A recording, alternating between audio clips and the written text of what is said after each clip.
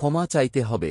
অভিষেক বন্দ্যোপাধ্যায়ের মিথ্যাচারের বিরুদ্ধে গর্জে উঠলেন চিকিৎসকরা। এই ব্যাপারে কি বললেন অভিষেক বন্দ্যোপাধ্যায় সবকিছু আলোচনা করব।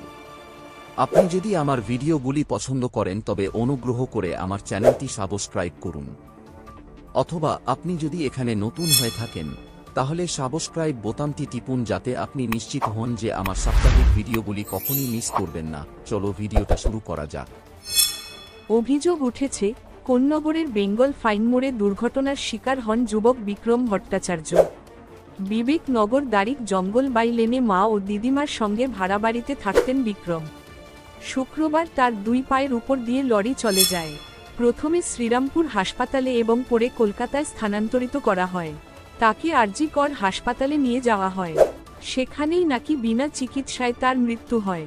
এরই মাঝে জুনিয়র ডাক্তাররা জারি রেখেছেন তাদের কর্মবিরতি। এই সবের মাঝে হুগলির কোন্নগরের এক যুবকের আরজি-করে মৃত্যু ঘিরে বিতর্ক তৈরি হয়েছিল। তা নিয়ে সোশ্যাল মিডিয়ায় পোস্ট করেছিলেন তৃণমূল নেতা অভিষেক বন্দ্যোপাধ্যায়। আর ডাক্তারদের দাবি অভিষেক মিথ্যা বলছেন।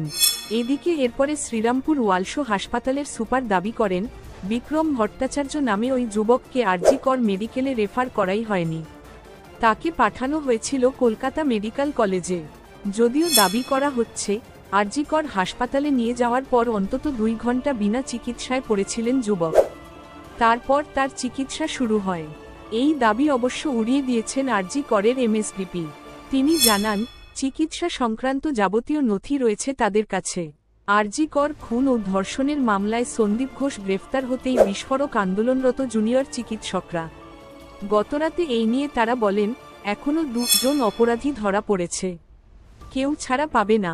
পাশাপাশি তাদের তরফ থেকে বলা হয় কান টানলে মাথা আসে, তবে কাকে ইঙ্গিত করে সেই কথা বলা হয়েছে তা স্পষ্ট নয়।